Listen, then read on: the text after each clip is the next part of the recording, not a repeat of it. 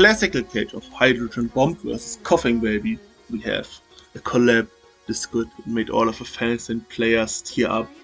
It's a perfect homage for Cyberpunk Edgerunners anime. It's so good that it can gaslight fans to believe it's a secret new episode. And on the other side you have, well, this is Britain. Pathetic.